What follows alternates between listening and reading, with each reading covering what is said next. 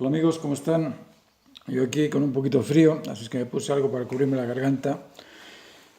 Y en esta ocasión me gustaría explicarles algo sobre un tema que es coloquial, que es muy común, que se utiliza en el lenguaje día tras día, pero que en pocas ocasiones nos damos cuenta del significado que tiene. Y es el tema del vínculo. El vínculo lo asociamos con un acto conectivo, simplemente conectivo. Es decir, yo me puedo vincular con mi perrito porque está ahí presente conmigo. O me puedo vincular con el vecino, me puedo vincular con el amigo, me puedo vincular con la pareja, pero ese sentido de estar vinculado simplemente por estar presente o cercano al otro no tiene mucho sentido. En realidad no tiene ningún sentido, porque la vinculación es algo mucho más profundo. Vincularse, en el estricto sentido de la palabra, implica a dos complementarios que se ligan o se unen para intercambiarse aquellos elementos que el uno necesita del otro. Eso es el vínculo. El vínculo es cuando yo necesito de mi compañero o compañera, de mi objeto de aprecio, de mi pintura, de mi cuadro, de mi creación, algo que existe en ella. Ahí me vinculo. Esos vínculos se establece sobre la creación de la unidad basada en un aspecto complementario que es necesario para mi cumplimiento o para mi satisfacción o para cumplirme yo en ello.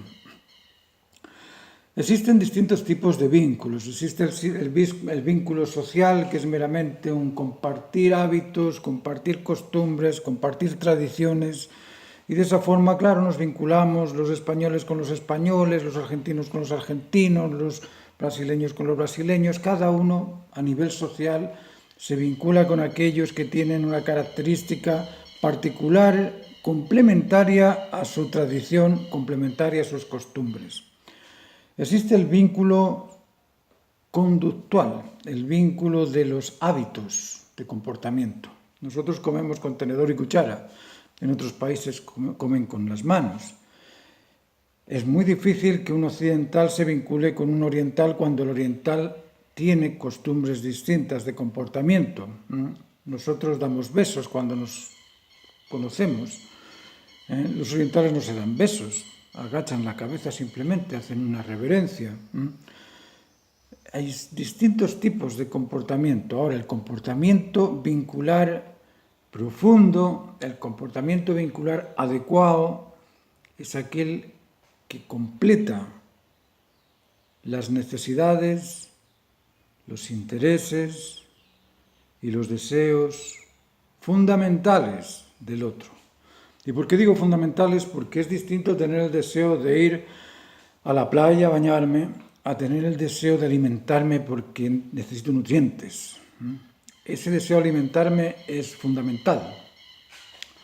El deseo de ir a la playa es particular.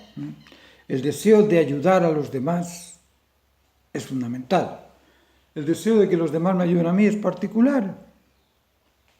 Luego, el vínculo en el comportamiento humano necesita de ese humano compuesto que nos realiza, a ese humano complementario que nos llena.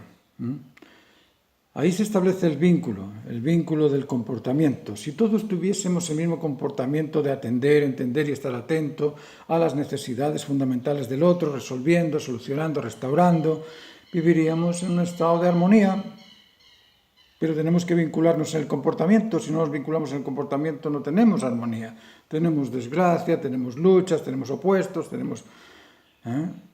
Eso a nivel de vincularse en el comportamiento.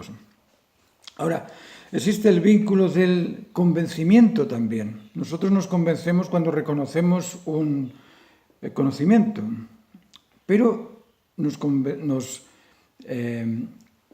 establecemos un vínculo cuando reconocemos algo que está dentro de nuestro criterio, pero si nuestro criterio no es el sentido común, si nuestro criterio no es inmanente, es decir, no sirve para todos, y si no es constante, es decir, no es continuo, Hoy lo siento así, lo comprendo así, pero mañana lo voy a comprender distinto. Eso no vincula nuestro convencimiento. El vínculo del convencimiento se realiza cuando se conoce el juicio justo, que es constante e inmanente, es decir, está en todas las cosas siempre. Cuando comprendemos eso que está en todas las cosas siempre, podemos decir que eso es cierto. Pero cuando está particularmente en cada cosa por un momento, bien, puede ser cierto, pero no necesariamente vinculamos con ello, porque al día siguiente puede cambiar.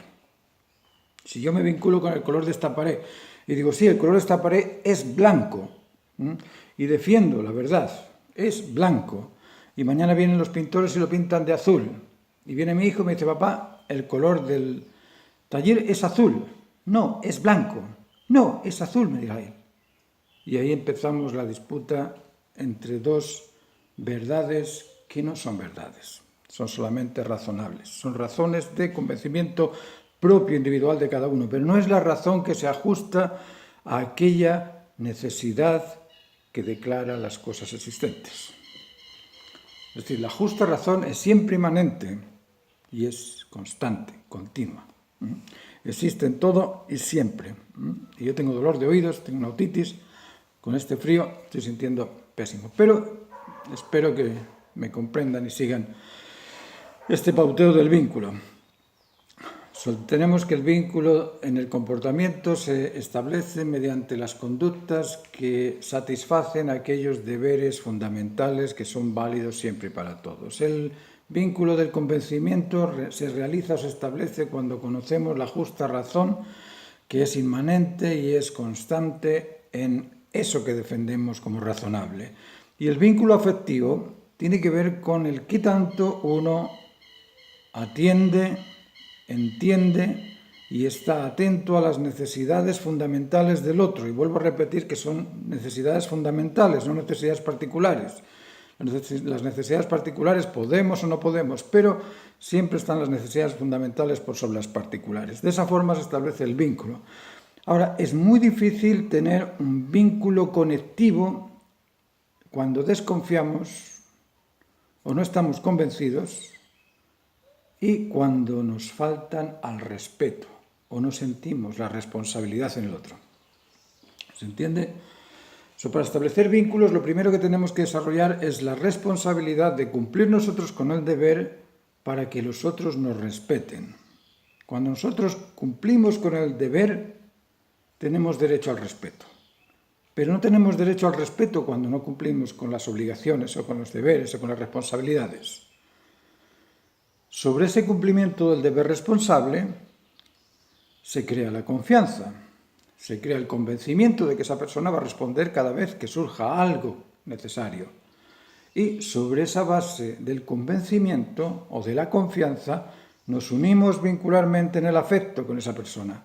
Pero es imposible unirse en el afecto con alguien desleal, con alguien infiel, con alguien mentiroso, con alguien arrogante, con alguien ignorante, con alguien sobreprotector, con alguien indiferente. Es imposible establecer vínculos en esas situaciones. Por eso que os quería contar esta historia sobre el vínculo, porque creo y considero que es muy importante que lo compartáis con vuestras parejas, con vuestros hijos, con vuestros familiares, y que se den cuenta de que el vínculo no es solamente conectarse, estar ahí sentados el uno junto al otro tocándose la mano. Eso no es vincularse. Vincularse exige del cumplimiento responsable del deber, exige de la confianza plena en el convencimiento mutuo de lo que es humano, de lo que es lícito, de lo que es, ¿cómo podríamos decirlo? De aquello que es humanamente razonable o humanamente vivible, de aquello que es simple y exclusivamente decente.